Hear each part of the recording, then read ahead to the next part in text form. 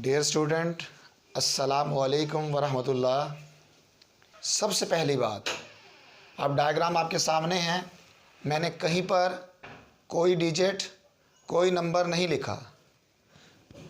Just रोज़ आपको और columns नज़र आ रहे होंगे।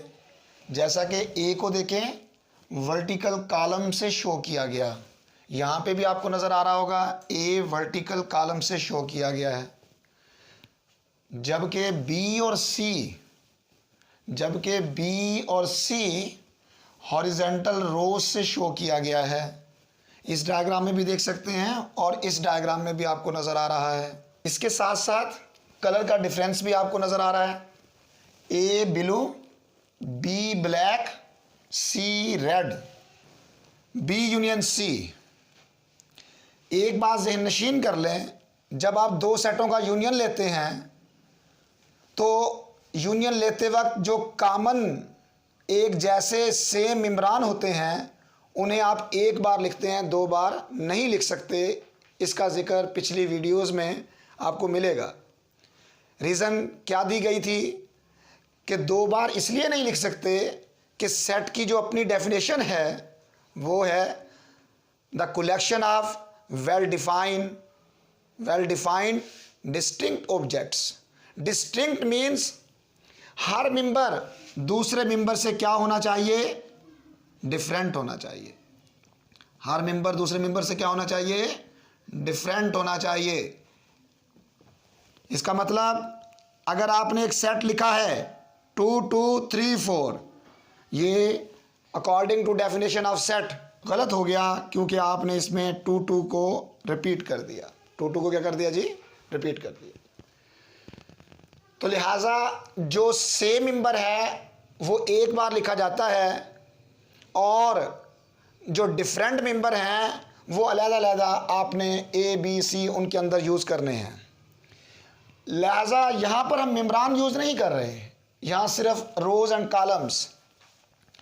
अब देखें, जब आप यूनियन लेंगे तो यूनियन के अंदर ये जो रोज आपको नज़र आ रही हैं या कॉलम्स नज़र आ रहे हैं ए बी सी के सेपरेट, इनको भी आप मिटाओगे नहीं, रिमूव नहीं करोगे।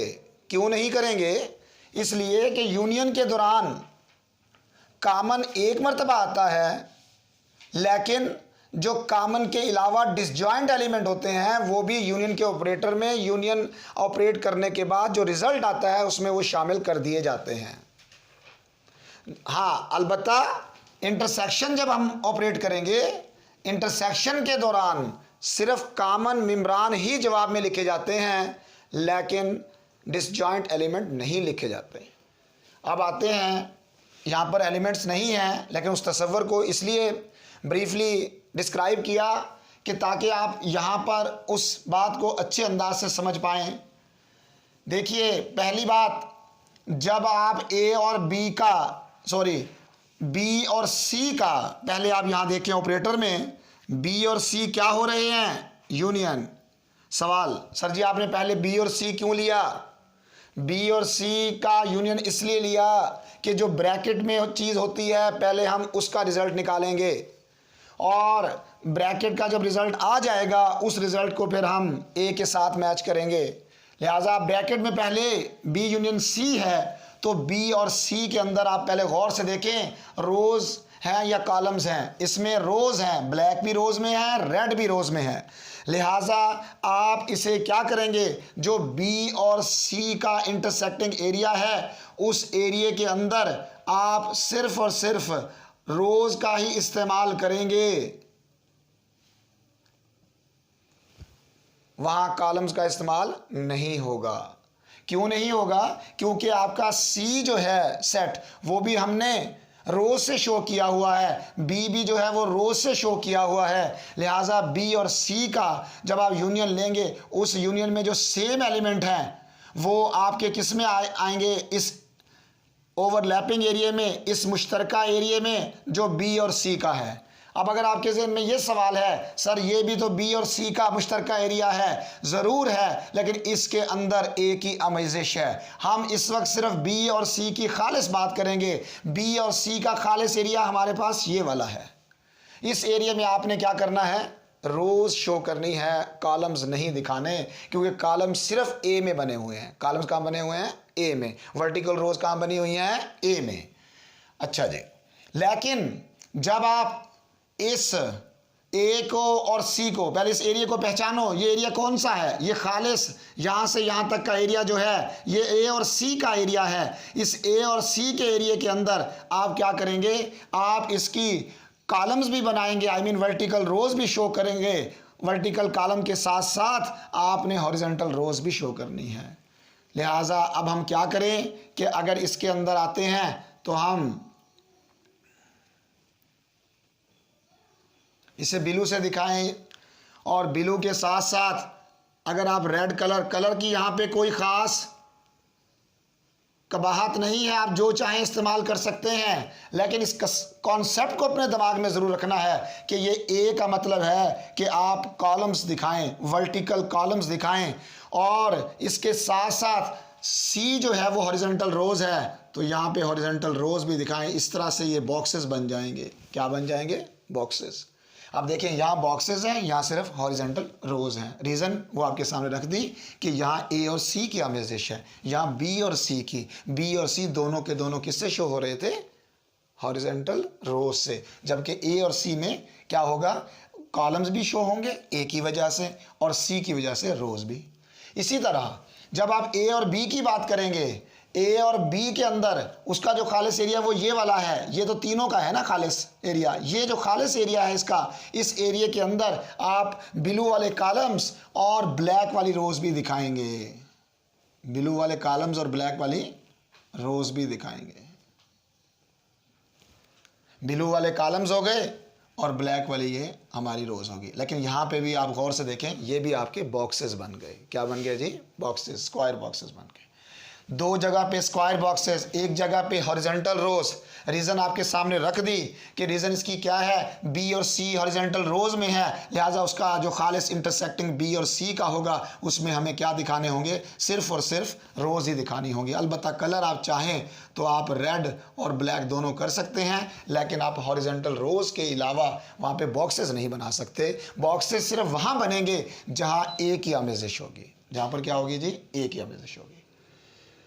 अब देखते हैं जी, सी की बारी आती है। अब सी, ए बी सी, इन तीनों के एतबार से जो तीनों का मुश्तरका एरिया है उसमें आपके पास क्या होंगे, ए की भी आमेजिश है, बी की भी है और सी की भी है। बी और सी हॉरिजॉन्टल, ए वर्टिकल, लिहाजा यहाँ पर भी आप क्या करेंगे, आप यहाँ पर भी वर्टिकल कॉलम्स भी शो करेंगे और वर्टिकल कॉलम के साथ साथ आप ब्लैक एंड रेड रोज भी शो करेंगे, ताकि ये भी बॉक्सेस में कन्वर्ट हो जाएगा, ताकि इसमें ए बी सी तीनों की मिक्सिंग हो जाए। अब सवाल, सर क्या ये ए का बकिया एरिया, बी का बाकी एरिया और सी का जो बाकी एरिया है जो कि ओवरलैपिंग में नहीं आ रहा, जो मुश्तरका में नहीं आ रहा, उसको मिटाएंगे या नहीं? यूनियन के अंदर जब आप सवाल भी करते हैं तो कॉमन मेंबर को एक मरतबा लिखते हैं, जैसा कि इस एरिया में, इस एरिया में, इस जगह पर और इस जगह पर जो ओवरलैपिंग एरिया है उसमें एक मरतबा आएगा, ये बात ठीक है। लेकिन क्या यूनियन के अंदर जो बाकी डिसजॉइंट एलिमेंट हैं वो लिखे जाते हैं या मिटा देते हैं? हम वो भी ज़ाहिर है डिसजॉइंट एलिमेंट भी यूनियन के अंदर लिखते हैं। इस वजह से हम इन हॉरिजॉन्टल रोज को और ब्लैक वाली हॉरिजॉन्टल रोज को, या ये जो ए का रिमेनिंग एरिया बनता है वर्टिकल कॉलम्स को, इसको भी नहीं मिटाएंगे, क्योंकि आंसर के अंदर वो डिसजॉइंट एरिया भी शामिल किया जाएगा, डिसजॉइंट एलिमेंट भी शामिल किए जाएंगे। अब आते हैं सेकंड के ऊपर। यहाँ ज़रा देखिए, पहले बी इंटरसेक्शन सी है। अगर ये बी इंटरसेक्शन सी है तो आपने अपनी डायग्राम में, वेन डायग्राम के अंदर बी और सी को कलर के लिहाज से डिफरेंट किया हुआ है, बी ब्लैक सी रेड, लेकिन स्टाइल एक ही है, हॉरिजॉन्टल हॉरिजॉन्टल। लिहाजा जब बी और सी का इंटरसेक्टिंग एरिया बनेगा तो इस इंटरसेक्टिंग एरिया में आप सिर्फ और सिर्फ हॉरिजॉन्टल स्टाइल ही दिखा सकते हैं, वर्टिकल स्टाइल या बॉक्स वाला स्टाइल इसमें नहीं बनेगा। अलबत्ता आप अपने कलर से चाहें, बुक में तो ज़ाहिर है कलर्स नहीं दिखाए गए, तो अगर आप कलर से चाहें तो आप इसमें कलर दोनों इस्तेमाल कर सकते हैं, रेड भी और ब्लैक भी, ताकि पता लगे कि ये वो मेम्ब्रान है जो रेड और ब्लैक यानी कि सेट बी और सेट सी के मुश्तरका मेम्ब्रान है। तो सी की भी इसमें हम ऐसे कलर से शो कर दें, बी की भी कर दें, लेकिन आप रोज़ के अलावा कॉलम यहाँ शो नहीं कर सकते। कॉलम क्यों शो नहीं कर सकते? इसलिए कि कॉलम हमने डायग्राम में सिर्फ ए में दिखाए हुए हैं। कहाँ दिखाए हुए हैं जी? ए में। जब ए की हमें से शो की फिर दिखा दीजिएगा। इसी तरह जब आपने ये दिखा दिया बी इंटरसेक्शन सी, अब दूसरा सवाल खड़ा होता है, वो क्या सर बी और सी का ये जो डिसजॉइंट एरिया बनता है जो ओवरलैपिंग में नहीं आ रहा, क्या ये एरिया मिट जाएगा या रहेगा? देखें जी, जब आप इंटरसेक्टिंग लेते हैं, इंटरसेक्टिंग के अंदर आप जवाब क्या लिखते हैं आप खुद बताइए। जब दो सेटों का इंटरसेक्टिंग लिया जाता है तो इंटरसेक्शन के अंदर सिर्फ कॉमन सेम मेम्ब्रान लिखे जाते हैं और बाकी मेम्ब्रान का तज़किरा नहीं किया जाता, यानी कि वो हटा दिए जाते हैं। इसलिए हम क्या करेंगे, यहाँ से बी को और रेड का जो बाकी एरिया आपको नज़र आ रहा है, ये सारा एरिया जो है वो हम क्या कर देंगे, मिटा देंगे, रब कर देंगे। वजह क्या है कि अब हमने यूनियन नहीं बल्कि इंटरसेक्टिंग लिया है। इंटरसेक्टिंग में सिर्फ कॉमन मेम्ब्रान लिए जाते हैं और डिसजॉइंट मेम्ब्रान उसके आंसर में नहीं आते। तो ये इस तरह से हमारा बी भी ख़त्म और सी का भी डिसजॉइंट एरिया ख़त्म कर दिया जाएगा।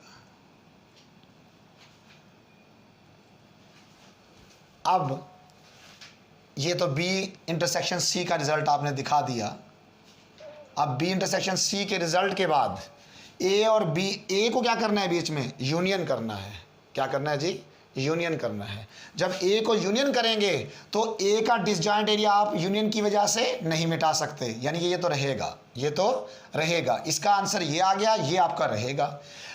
हाँ, अलबत्ता ये बात ज़रूर है कि जी सर ये जो ओवरलैपिंग है इसमें क्या होगा, इसमें क्या होगा। इन के अंदर जैसे मैंने आपको पहले बताया कि इस ओवरलैपिंग एरिया में हम देखेंगे कौन कौन से सेट शामिल हैं। इसमें देखिए ये इसमें खालिस ए और बी है, इसमें खालिस यहाँ तक क्या है, ए और बी। ए और बी वाले में हम क्या करेंगे, कॉलम्स भी शो करेंगे, कलर भी मैंने आपको दिखा दिया, ब्लू कलर के साथ कॉलम्स और ब्लैक के साथ क्या दिखाएंगे, रोज दिखाएंगे, ताकि ये बॉक्सेस बन जाएंगे और बॉक्सेस के साथ साथ हमारा ये ए बी का खालिस एरिया हो गया। इसी तरह ए और सी के जो कॉमन मेम्ब्रान हैं वो भी हम इस जगह पे दिखाएंगे, लेकिन कलर चेंज कर दें। क्यों? क्योंकि ए से मुराद हमारी ब्लू कलर की तरफ इशारा है और कॉलम्स हैं, और जो सी है वो रेड के साथ आप शो कर दें और रोज़ में शो करें, क्योंकि आपका सी जो था वो रोज़ की फॉर्म में था। ये भी बॉक्सेस में, वो भी बॉक्सेस में। और जहाँ तक इसकी बात करें, ये भी बॉक्सेस बनेंगे क्योंकि इसमें भी ए की आमेजिश है। जहाँ जहाँ ए की आमेजिश होगी वहाँ आपने क्या करना है, कॉलम्स लाजमी बनाने हैं।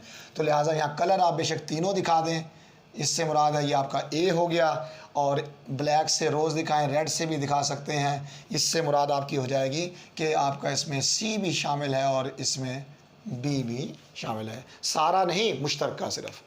तो इस तरह से वेन डायग्राम बहुत आसान टॉपिक है, बहुत इजी है। सिर्फ आपने रोज़ एंड कॉलम्स के कॉन्सेप्ट को जहन में रखना है कि यहाँ रोज़ दिखानी है या नहीं।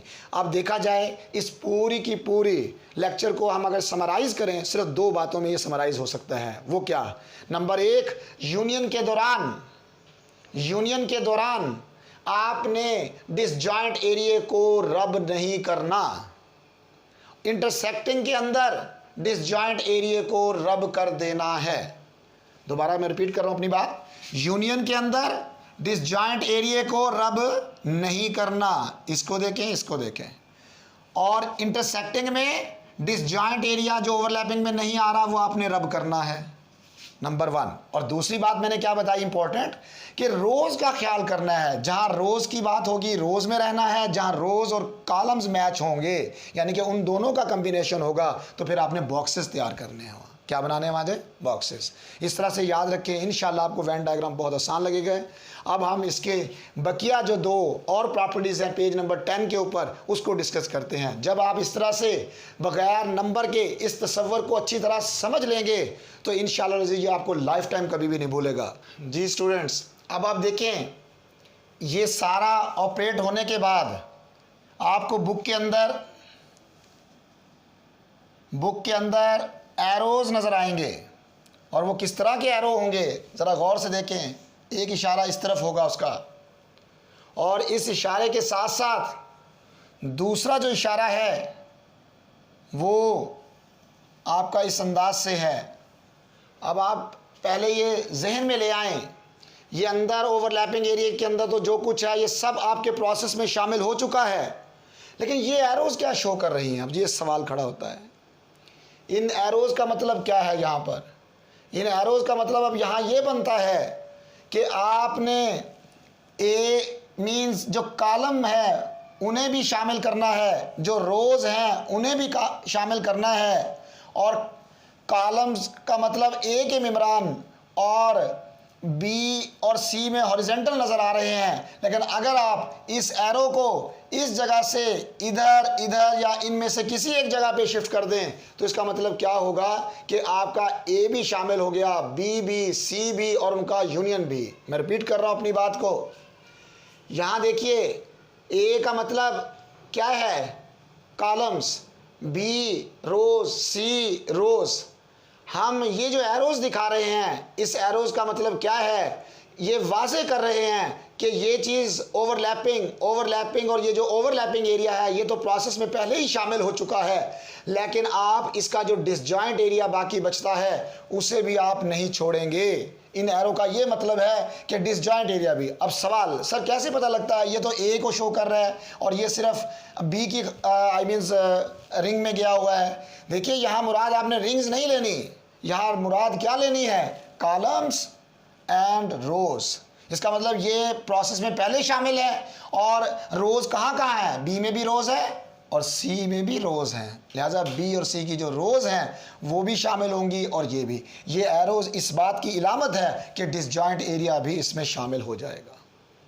इसी तरह यहाँ पर देखें, यहाँ की एरोज़ अगर हम शो करें, एक एरो यहाँ से और एक एरो आप दिखाएंगे यहाँ से, इन एरोज़ का मतलब क्या बनता है कि बी और सी का इंटरसेक्टिंग तो पहले ही शामिल हो चुका है, और बी और सी के इंटरसेक्टिंग के बाद बाकी आपने रब कर दिया, लिहाजा सिर्फ ये इंटरसेक्टिंग एरिया शामिल होगा और मुकम्मल ए शामिल होगा। इसमें ये जगह भी है, ये भी है और ये भी है, ये सारी खुद ब खुद शामिल है क्योंकि ये ए के रिंग के अंदर है, ए के रिंग के अंदर है, ये शामिल होगा। अच्छा जी, वैसे बज़ाहिर क्या नज़र आ रहा है? कॉलम्स एंड रोज़। लेकिन कॉलम्स एंड रोज़ के साथ साथ एक और इम्पॉर्टेंट बात इसमें और इसमें आपको नज़र आ रही होगी, और वो क्या है कि आप कहेंगे जी यहाँ का तीर भी यहीं गया हुआ है, यहाँ का तीर भी बिल्कुल गया हुआ है, हम मानते हैं, लेकिन इसका ये एरिया भी शामिल है क्योंकि वो हमने मिटाया नहीं है, वो अभी शेडेड है। इसके अंदर क्या हो रहा है? इसमें बी का डिसजॉइंट एरिया और सी का जो डिसजॉइंट एरिया है वो शामिल नहीं है, वो शामिल नहीं है। ये एरोज़ जो है ये मज़ीद वजाहत करते हैं कि आपने ख्याल रखना है कि कॉलम्स और ये एरिया तो शामिल है, ये भी, ये सारा खुद ब खुद शामिल हो जाएगा, लेकिन ये डिसजॉइंट एरिया और ये डिसजॉइंट एरिया शामिल नहीं है, जबकि यूनियन के अंदर ये डिसजॉइंट एरिया भी शामिल है, डिसजॉइंट एरिया भी शामिल है। अब पेज नंबर 10 पर दो ऑपरेटर्स मज़ीद इस्तेमाल किए गए हैं। यहाँ पे ज़रा मज़ीद देखिएगा, अगर आपको ये समझ में आ गए तो वैन डायग्राम की यूँ समझ लीजिए 70-80% आपका कॉन्सेप्ट क्लियर हो जाएगा जी। सबसे पहले आते हैं A intersection B union C. जब आप बी और सी का यूनियन लेंगे, ये बी और सी का यूनियन ये आपने पहले भी ले लिया, जिस तरह आपने पहले लिया फर्स्ट केस में, उसी तरह ये थर्ड केस में आ रहा है, उसी तरह देख लें बना हुआ है। लेकिन एक और बात, ए इंटरसेक्टिंग का मतलब क्या है? इस ए इंटरसेक्टिंग का मतलब ये है ए के सिर्फ वो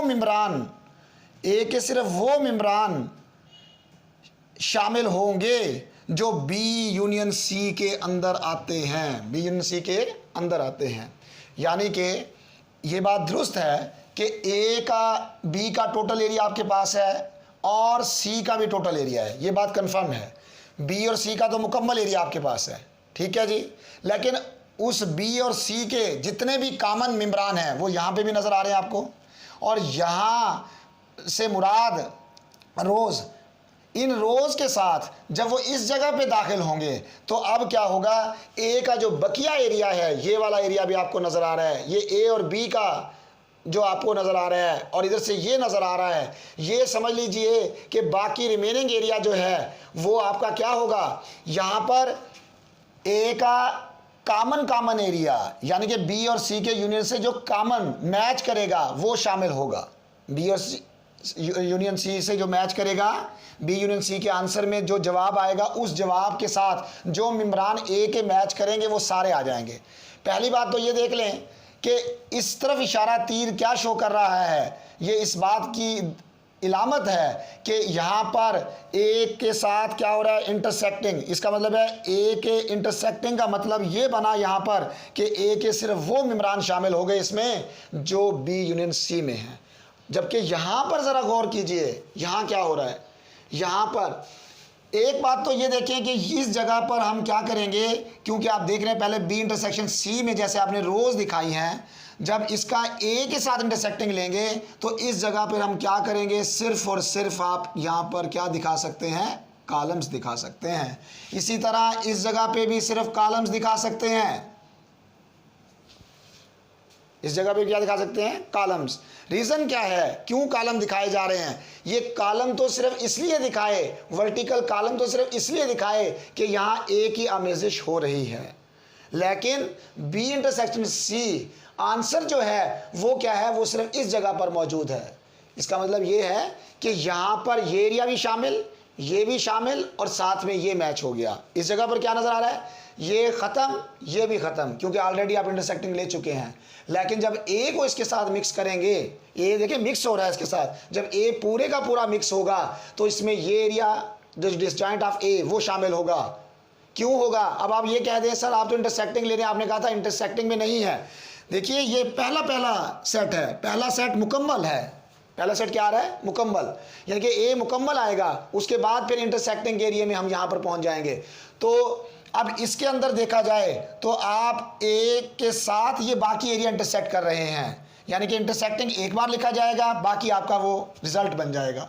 इस तरह से आपने वेन डायग्राम की इन चारों की चार फिगर्स को अपने जहन में रखना है। आगे तो डिजिट्स इस्तेमाल होंगे और डिजिट के लिए तो आपको बहुत ईजी रहेगा। Thank you very much.